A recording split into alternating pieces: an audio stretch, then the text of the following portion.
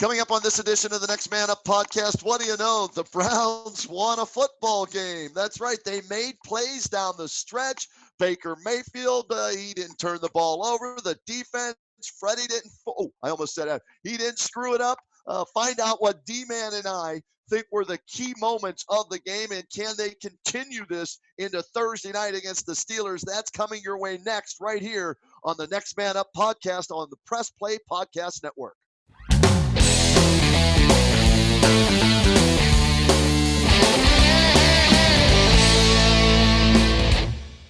And welcome to another edition of the Next Man Up podcast on the Press Play Podcast Network. Shout out to our executive producer, Jay Smith, getting us up and rolling and ready to break down the Browns' first victory in like 3 years, I think, D-Man. I know it's been 4 games, but it seemed like about 3 years since they last won a game, and all the heat and the hullabaloo and the disorganization and the lack of discipline and all that. And the Browns today, somehow, someway, even with some discombobulation, found a way to win 19-16 over the Buffalo Bills. D-Man, a win is a win is a win is a win in the NFL, right? So forget about how it got done. The fact that it got done is all that matters, right? 100%, Roadman. Beggars can't be choosers. A team that entered the game 2-6 cannot be looking for style points. You have to get the victory. I said it last week in Denver, the same thing. Go in there and get a victory, even if it's ugly. And this one wasn't aesthetically pleasing. The Browns left a lot on the on the field as far as plays that could have been made. But guess what? They won 19-16. They beat a team that entered the game 6-2. They snapped the losing streak, as you mentioned. But here's the kicker out of all of it to me. Who would have thought, and let's say, all right, if you thought this in the morning, then you need to go to Jack Casino, that Hollywood Higgins would catch the game-winning touchdown pass as his only catch of the game, a guy who has had a mysterious, to say the least, existence with the Cleveland Browns in 2019. He comes out and makes the game-winning touchdown catch. I couldn't believe it when I saw it. It was his only target of the day, and he makes the catch in the end zone. And I guess you could say it was a Hollywood ending to the Browns' 19-16 win over the Buffalo Bills, because they tried everybody else in the red zone, D-Man. I mean, we watched what? Not 1, not 2, not 3, not 4, not 5, not 6, not 7, not 8, not 9, but 10 different tries in the red zone in goal-to-go situations, D-Man. 1 yard, 2 yard, 3, and they couldn't get the ball in the damn end zone, and it took Hollywood Higgins somehow, some way, getting open. I think he said post-game something along the lines of, I faked the guy out of his cleats or something like that, and he was open, and it was pitch and catch between Baker Mayfield and Hollywood Higgins, and the defense gets the job done, forcing a long field goal. And I knew Hauschka had no chance in hell of making that field goal at that stadium, over 50 yards, and they got the win. So give credit to Baker Mayfield and the offense for going down the field to get the lead, and the defense for also coming up with a few plays. Yeah, and consider that Antonio Callaway was a late healthy scratch Sunday, and his replacement was Hollywood Higgins. Addition by subtraction. For whatever reason, Callaway was a late healthy scratch. Freddie Kitchens declined to disclose that after the game, but winds up giving an opportunity to Higgins, and he cashes it with the 1 catch for 7 yards. But you could argue the biggest touchdown of the season outside of any Ravens plays, because it really saved the season. I mean, if you are a week-to-week guy, as I am, and you don't sit there and say, well, talk to me in 2021 when the Browns are finally going to blossom. I can't live that way, especially with the NFL. I don't even know if I'm going to be around next week, let alone next year or 2 years from now. So I want to salvage this season. I don't want to punt on the season. If they had lost today, I would have had to Scottish hammer this season, because there's absolutely no way you recover from 2-7. Now, is recovering from 3-6 a long shot? You better believe it is. Do I think the odds are in the Browns' favor of recovering? No, I don't. But at least there's a chance now. And when you look around this league, it's crazy from week to week how teams perform. Think about this. 2 weeks ago, one of the playoff contenders, the Indianapolis Colts, looked tremendous. All of a sudden, they lose to the Steelers. And today, which has to be one of the lowest of lows for that franchise, even with Brian Hoyer replacing Brissett, who replaced Luck, they lose at home to the Miami Dolphins, who all of a sudden have won 2 in a row. So I wanted to keep this season alive. Therefore, I begged the Browns through the television, please win this game so we don't have to look forward to November of 2021 or something. And the Browns delivered, and they did it with Higgins, but also you look at Baker, I thought was solid to good. Thought he did a really nice job for the most part. Chubb was over 100 yards rushing. Landry was right around 100 receiving. I think it was 97.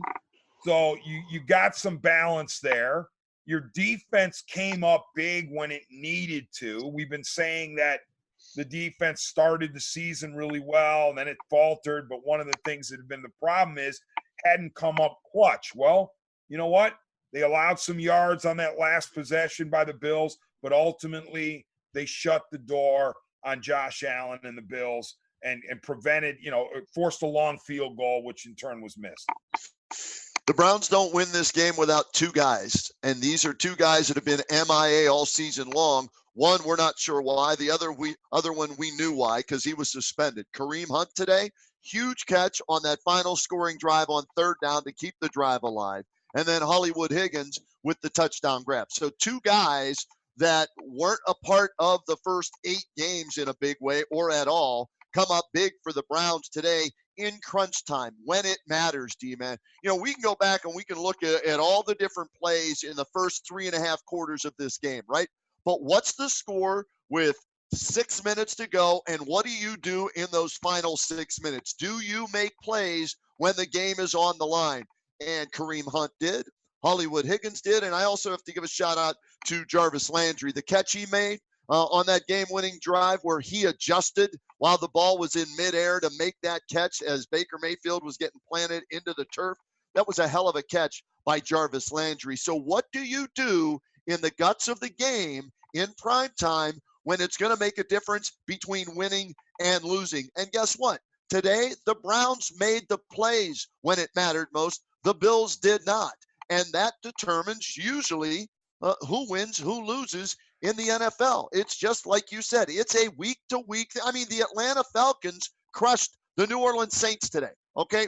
Didn't see that one coming in New Orleans at all. So from week to week to week to week, you don't know what's going to happen. So you have to go out and play each week as its own entity, as its only game that matters. And so the Browns did that. Now, in 4 days, they have a chance to continue to try and save their season. These were the 5 most important days from this point forward in the Browns season. Home against the Bills on Sunday. Today they won. Home Thursday night against the Steelers. They need to win that, and then they get the extra day's rest to try and salvage the rest of the year. Yeah, and I mean, when you think about, you look around the NFL, as you mentioned, the upset by the Falcons of the Saints in New Orleans. You had the Tennessee Titans at home beating Patrick Mahomes and the Chiefs, and you say, well, Mahomes was rusty. No, he wasn't. He threw for 450 or something in that neighborhood. Right. So the Tennessee Titans at 5-5, they are a playoff team as it stands now. They're in the mix. The Pittsburgh Steelers with Mason Rudolph. By the way, the Titans with Ryan Tannehill. And on down the line, the Raiders with Gruden are alive and well in the playoff chase. Even Phil Rivers can claim he's in it. So you have to win these games to stay alive. The Browns finally did. They finally won one that they needed to desperately. But I'm glad you mentioned Kareem Hunt because, it's easy to criticize Freddie Kitchens these days, and it's easy to criticize the coaching staff. But I really liked the way that Kitchens and his staff reintegrated Kareem Hunt into the NFL game. I mean, they didn't try to play him every down. They didn't try to run him into the ground because, oh, here's our shiny new toy. Now we're gonna show him off, and you have him gassed by the end of the game, and or maybe he's strained a hamstring because he's overdoing it. They correctly identified the fact that there is regular citizens shape and there's football shape. There's NFL football shape, and so they didn't overuse him. He was fresh at the end when you needed him, and he had a nice little game. I mean, for a reintroduction to the NFL after basically a year off, 4 carries for 30 yards, 7 catches for 44 yards, some really nice blocks, some decoys. So, as we've done on many shows, the coaching staff has been, criticized, and rightly so, in a lot of areas. But here I'm singling out the coaching staff for a job well done in bringing Kareem Hunt back to the field and having him contribute in his first game back and not overusing him to the point where he might get hurt. Yeah, I agree with you there. It was a good use of Kareem Hunt, and hopefully that will continue in a positive way. And it didn't seem to affect Nick Chubb, as you mentioned, 20 carries, $116 on the ground. So it's nice to have both of those guys healthy if you're Freddie Kitchens at your disposal, if you're Baker Mayfield, right? And now hopefully if you're Baker Mayfield, this gets Hollywood Higgins out of whatever doghouse or whatever reason he wasn't playing into the mix as the third receiver. You go Landry, you go Omij, and you go Hollywood as the 3 top receivers for this team moving forward, and you try and build some continuity with this offense. So, give Freddie Kitchens credit there. While we're going to give him credit for that, D-Man, we do have to address the elephant in the room, and that's 10 goal-to-go plays where the Browns could not score a touchdown in the red zone again, as it's been all season long. The Browns struggling to score touchdowns. They did it, they did it twice, where I think the Jarvis Landry touchdown was in the red zone, right? And then the touchdown late in the game to put them up is in the red zone. But the goal-to-go calls, D-Man, what is it? The play calls? Is it no fullback leading the way when you're trying to run it? Is it Baker Mayfield not seeing the deep? This is an epidemic with the Cleveland Browns that seems to be getting worse and worse and worse each and every week. And if you are going to save the season, you can't continue to do this.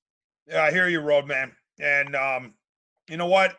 I think it is a sort of a witch's brew of culpability. It's a combination of things. I truly don't believe that you can strictly claim that it's coaching, because if you do that, then you let the players off the hook. You let the offensive linemen off the hook, who can't go hat on a hat and blow their guy off the ball and get you 2 yards into the end zone.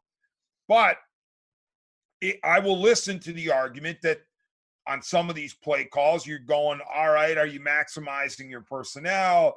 Are you doing enough, obfuscation? Are these players being put in a position where it's a lot more difficult to score the touchdown than it should be? So I think it is a combination of coaching and executing. It's not just one or the other. And in this case today, obviously it looked like for the longest time that it was going to come back to bite the Browns, their inability to get in on that one particular possession. But here's the thing. One of those plays was a throw, a fade to the right side to Beckham, which we've been begging for. Right. And Beckham had the ball in the triangle in his gloves, and the DB comes and knocks his arm, and the ball pops out. Right. Baker Mayfield threw a touchdown pass there. That ball needs to be caught. That is a touchdown. So, yes, the scoreboard says they didn't get anything, but in my mind, Baker threw a touchdown to Beckham.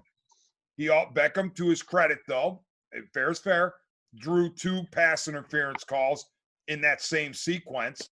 So that to me speaks to the combination, because in one of the plays, they executed it exactly the way they were supposed to.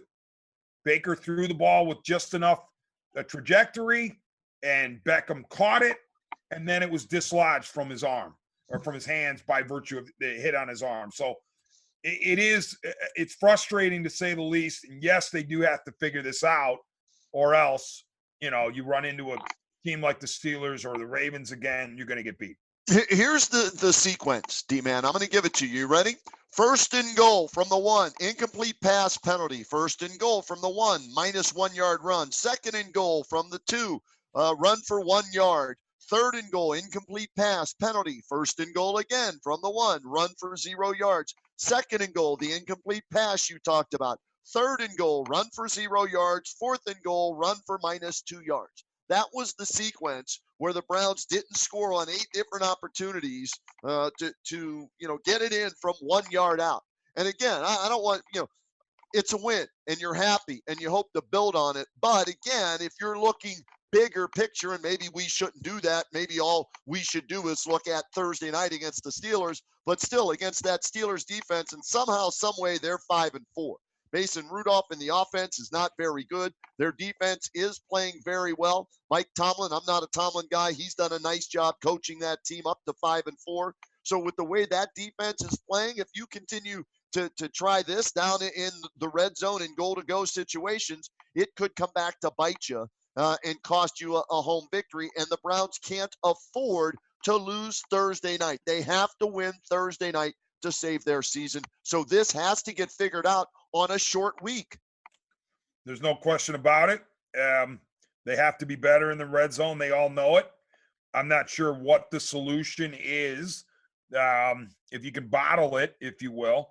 What about putting an offensive lineman as the lead blocking back, as a fullback, or somebody that's got some girth to them, right? That can lead block, since you don't have an actual fullback on the team. If you are, and Freddie said post-game, I'm going to run it again. We're going to run it again. So if you are going to run it again, then maybe you should think about putting somebody in front of Chubb as the blocking back. I don't care who it is. I don't care if it's Myles Garrett. I don't care if it's Joe Schobert. Somebody as the lead block for Nick Chubb if you're going to try and do that again and again and again. Yeah, and I also think, Kenny, that this is a possible symptom of a team that is caught in between. This team doesn't know what its identity is. Is it building around Baker or the offense, or is it building the offense around Chubb? If you commit to building around Chubb and to an extent Hunt down the stretch for as long as the Browns have him, right. I don't know whether or not Hunt returns after this year just because of the options that might be available to him if he plays well down the stretch. But if you're thinking about becoming a running team built around Chubb and perhaps Hunt, then I think you handle those goal-to-go situations better because your linemen are geared to the power run game. I don't think the Browns are quite there. I think they're caught in between the finesse pass game and the power run game. And so when you get down into the goal-to-goes, 2-3 yards away or 1 yard away, you don't really have that nastiness. And I don't want to say any of the offensive linemen aren't nasty, but you know what I mean. A power running team that gets down there, they're going to score because their hat on hat is just going to be bang, bang, bang. They're going to blow you off the ball. And you don't see that a lot with the Browns offensive line. So I just wonder about whether they are caught in between about philosophies. But I do want to say this, Roadman. I don't want it to be overlooked. And we haven't overlooked it because we have already mentioned it once. Baker needed this kind of game. You know what I mean? Yes. He goes up against a quality defense. I will call the Bills a quality defense. It is a defense that bothered Belichick and Brady when Belichick and Brady went to Orchard Park. All the Patriots won was, I think it was 16-10 was the final. So this was a very capable Bills defense. Baker had been struggling on balance for 2019. His team desperately needed a victory. And what does Baker do? He plays well enough through, for the most, on balance for the entire game, but specifically, he comes through with a 75-yard touchdown drive late in the fourth quarter to win the game. And so I think Mayfield needed this for his confidence. He would say that he doesn't. He would say he's always confident. But this was a really important game for Baker Mayfield. And hopefully, for Browns fans' sake, this is a springboard forward for him. And he can say, you know what? I can lead this team to another victory and start stacking them. I'm looking at that final drive, D-man, and I want to give credit where credit is due. We talked about the goal to go early in the game, and that has to get fixed, and that's the negative. The positive, though, game-winning drive that you just mentioned, Baker needed this. He takes the team 10 plays, 82 yards, in about, let's see, if I round that up to 2, in about 3.5 minutes. Yeah. Roadman, sorry about that. I thought it was 75. You're right. That's I wanted to look it up and see, and that's why I pulled it up on ESPN here while we're doing this podcast. 1st and 10, Cleveland 18-yard line. That's where they got the ball. And the Browns benefited from a replay in this drive, and it was the right call, and that's why you do that pop pass or whatever, shovel pass, whatever you call it, where you don't hand it off. You pitch it forward half a yard because it is ruled then a pass. Should you drop it, it's not a fumble. So the officials got that right. It went for a Bills touchdown. They replayed it. They called it an incomplete pass. The right call is made, and the Browns benefit from that. But 3rd and 7 at the Cleveland 35. Mayfield to Hunt for that first down. You had another big play, 2nd and 6 at the Buffalo 31. Mayfield gets drilled. That's the one I talked about earlier, to Landry for 24 yards. A beautiful catch. Nick Chubb and then the touchdown pass on 2nd and goal from the Buffalo 7. So hopefully Baker, this offense, Hollywood Higgins, Freddie Kitchens, Todd Monken, anybody associated with the offense can take this and build momentum off of it. Because think about this, D-man. The first drive of the game, touchdown. The last drive of the game, touchdown. In between, not so good, right? So, they started strong, they finished strong. They've got to get better in between, but let's hope that strong finish leads to this offense maybe seeing what they're capable of doing with all the weapons healthy, meaning Hunt, Chubb in the backfield, Landry, OMJ, and Hollywood Higgins as the wide receivers. Yeah, our producer, Chase Smith, texted and said Baker's the first quarterback to throw for multiple touchdowns against the Bills this season. And he had 2, and I say he could have had 3 if OBJ holds on to it. More importantly than that, how about this? No turnovers. He didn't throw a pick today, and he didn't fumble the football. Just as important as those 2 touchdowns, not giving the ball to Buffalo on a short field. To me, that's a bigger stat for Baker and something to build on than the 2 touchdowns. That's just me, though. No doubt about it. Only 2 sacks against, again, a quality defense. That 68.3 QBR has got to be one of his highest, if not his highest of the season. Right. I'm looking at the balance, 38 passing attempts, 26 rushing attempts, although subtract the 2 Mayfield. So it's basically 24 rushing attempts. Not bad in terms of balance. And granted, some of the rushing attempts were down there when they weren't gaining anything on the goal to goes. But as I said at the top of the show, beggars can't be choosers. At this stage of the season, if you're trying to salvage 2019, you just scratch and claw and figure out a way to win. Because I don't think style points matter anymore at this point, with so many teams packed. First of all, you got a lot of traffic in the 4 to 5 win range. So who's a 3-win team to say, oh, we're a playoff contender? I'm not saying the Browns are a playoff contender at this moment. Right. I'm simply saying that at least they give themselves a chance to live to see another week. And that's all you're trying to do is go week to week. Because of the predicament that you put yourself in at 2-6, now all you can do is scratch for victories and go one at a time, stack them, all the cliches.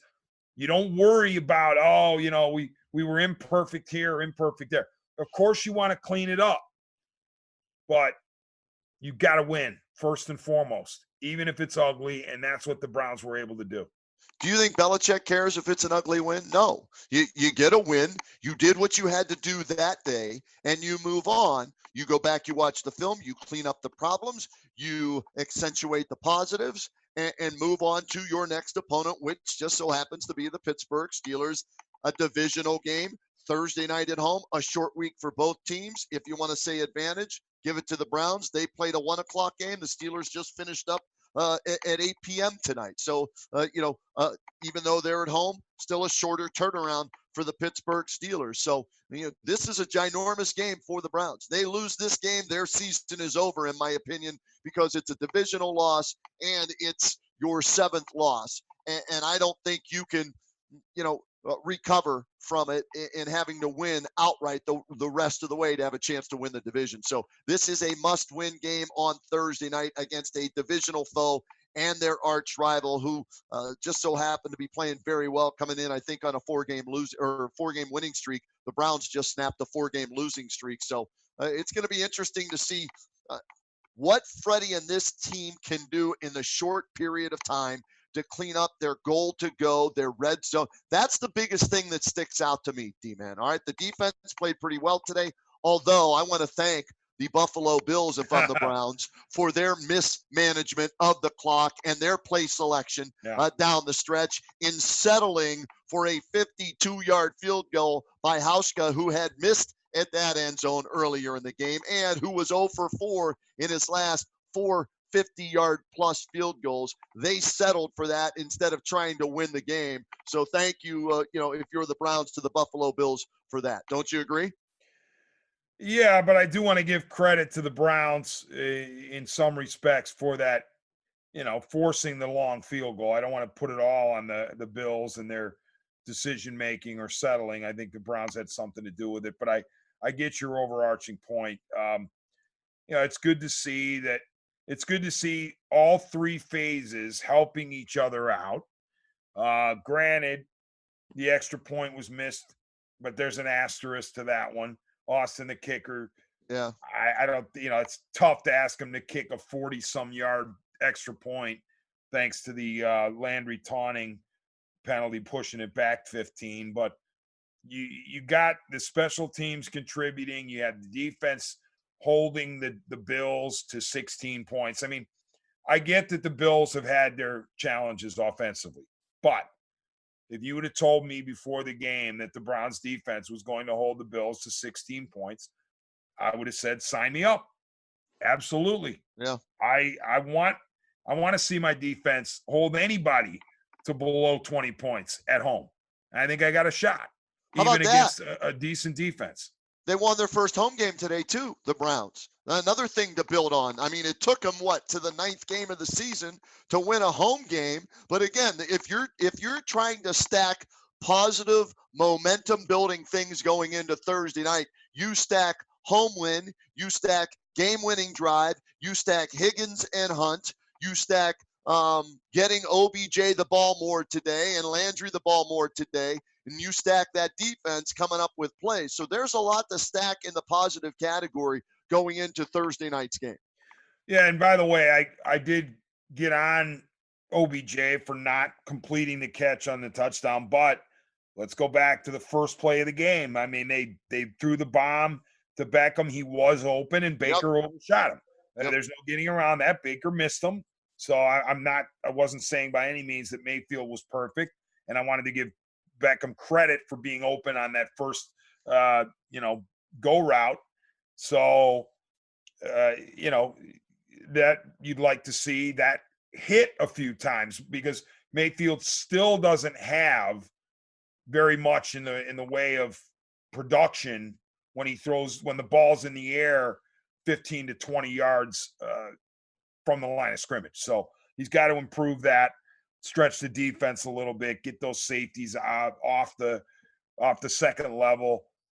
But I keep thinking about here's something that concerns me though, Roadman. All right. All right. I wonder if the players are grinding about Kitchens, or if they hear it in their ears or on their phones from their buddies or people around the league talking about how bad, Kitchens and the coaching staff might be.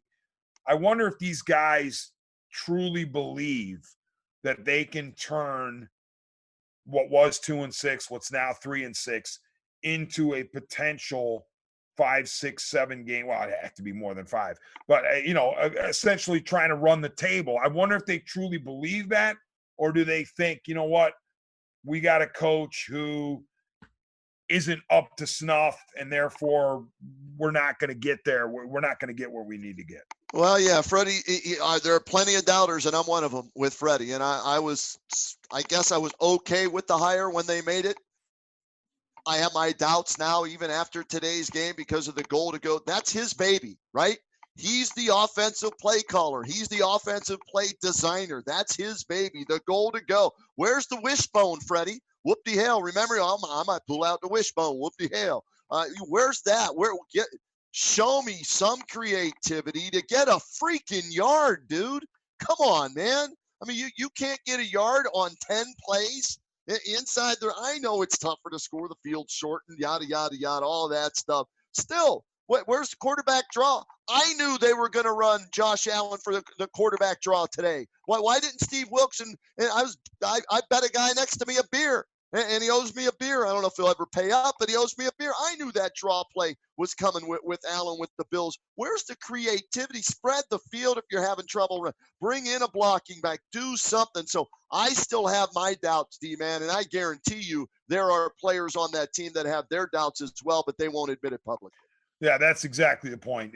How many players doubt their leader and doubt their head coach and wonder, is he the guy to get us where we need to go? But then again, if I want to be fair about it, and I don't want to be a hypocrite, yeah, those same players have to look in the mirror and say, you know what, we can't keep pointing the finger at Freddie all the time. We got to look in the mirror and say, what could we have done to produce more victories? And then if we produce more victories, then Freddie Kitchens suddenly doesn't look so bad, does he?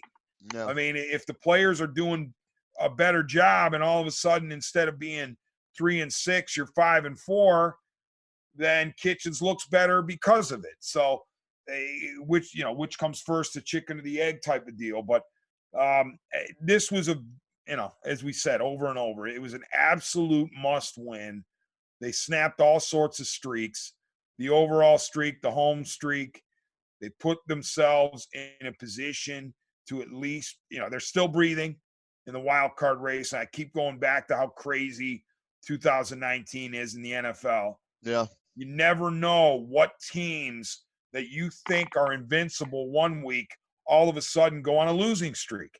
I thought you were going to go Forrest Gump on me there, D-Man. You never know what you're going to get. Life is like a box of That's chocolate. what the NFL is. It is, right? I mean, seriously, it is. I mean, here's the thing, Roadman. I want you to do this for me right now, okay? All right. Guarantee me the 2 AFC wild cards. Who are they guaranteed? Find me 2 teams who are going to absolutely, positively, or as you say it, absolutely positively. Yeah. Give me 2 teams who are guaranteed to be wild card teams in the AFC. Book this. These are the teams that are guaranteed to be wild cards. You ready? Oakland, Indianapolis, Buffalo, Pittsburgh, and Tennessee. How about that?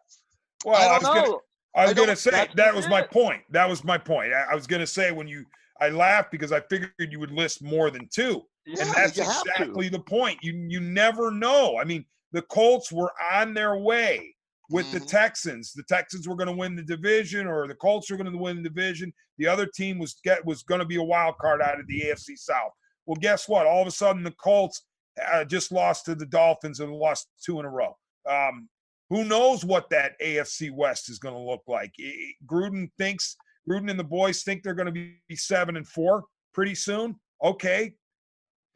but given the way this season has gone, they might not be.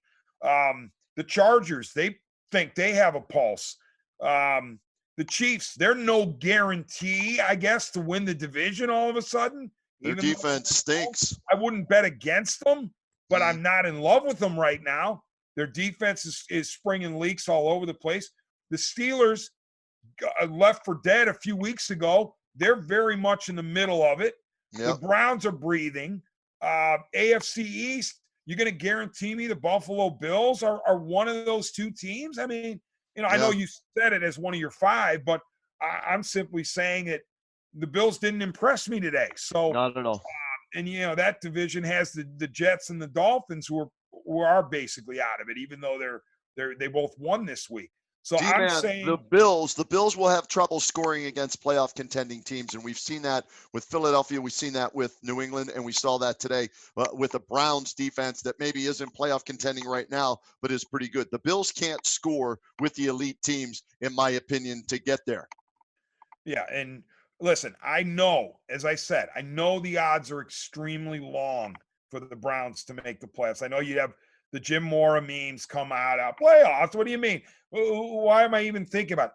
I'm thinking about it because they're mathematically alive and because I don't want to punt on a season already. Right. I just don't. I had some of my buddies say, "Oh, what are you worried about 2019 for? They're going to be a machine in 2020. No. I don't want to hear that because I heard that going into this year, how they were going to be a machine. I was told this year, hey, they're going to make the playoffs at the minimum. And so just because you think that it's coming around the corner, it's just around the corner pretty soon, no, I want to keep this season alive. I want to keep the present relevant. And so that's why I'm happy today because the Browns did win. And here's another reason. Pittsburgh, Miami, Pittsburgh, Cincinnati, Arizona, Baltimore, okay, and then Cincinnati. So think about this, D-Man. 2 out of your last 4 games are guaranteed wins. I'm calling it right now. Those are guaranteed wins. The Bengals are 0-9 for a reason. They don't stink. They suck. They're terrible. They're whale crap. You know what whale crap is, D-Man? That's at the bottom of the ocean. You can't get any lower than whale crap, all right? So that's what the Bengals are. They're whale crap. That's 2 more wins. So what are they, 3-6?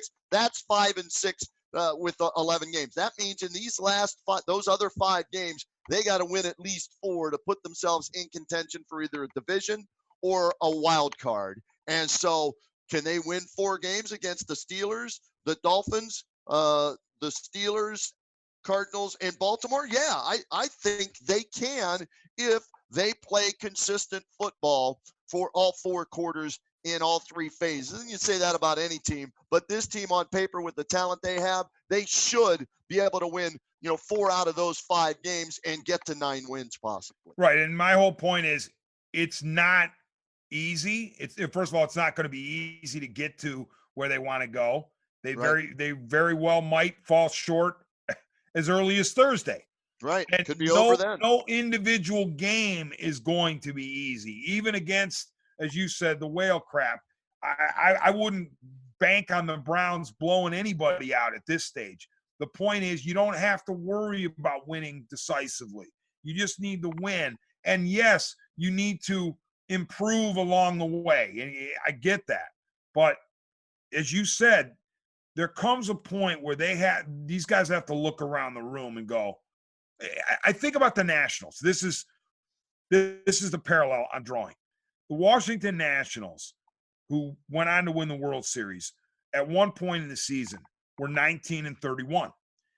And after the World Series was over, they asked, or deep into the playoff run, if not after the World Series, one of the national guys asked Adam Eaton, one of the solid contributors for the Nationals, an outfielder, why didn't you guys come apart at 19-31 and just continue to careen off the cliff and have the season be a wash?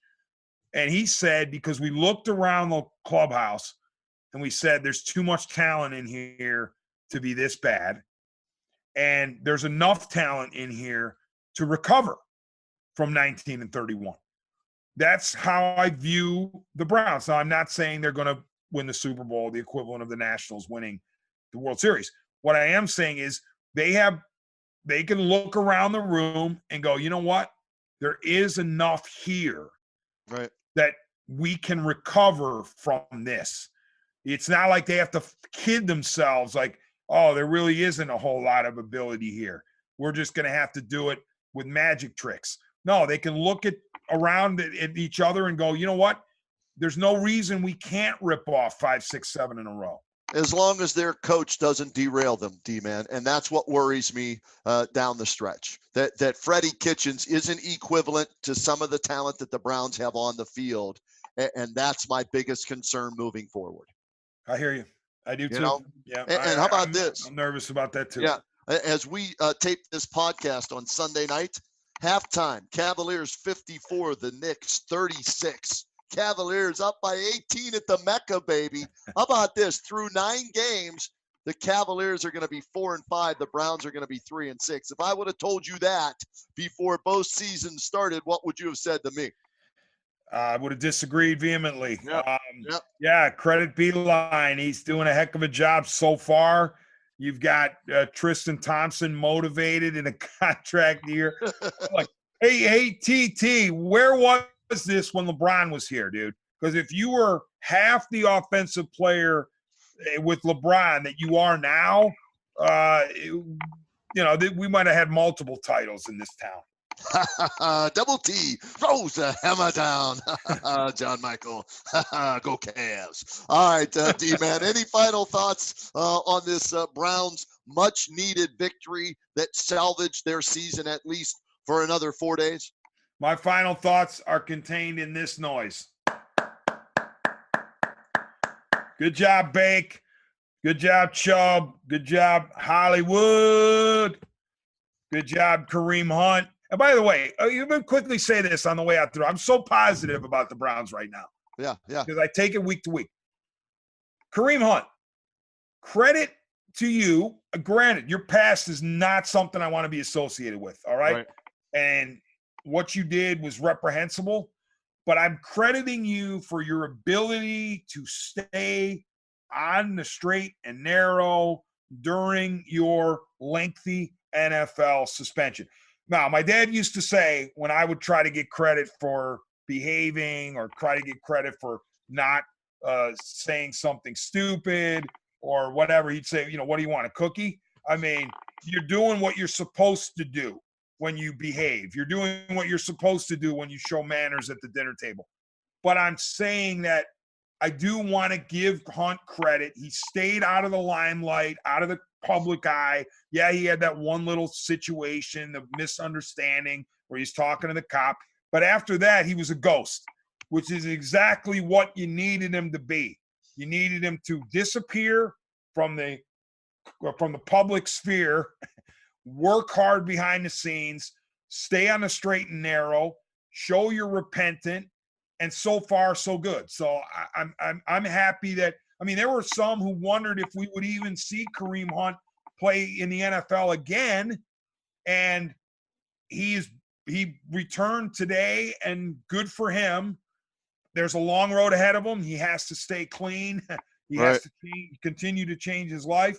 But I'm appreciative of the fact that he saw through the lengthy suspension, didn't get into further trouble, and contributed today to the Browns. All right. On that note, D-man, 2 things. Would you be shocked if you wake up tomorrow and Antonio Callaway suspended?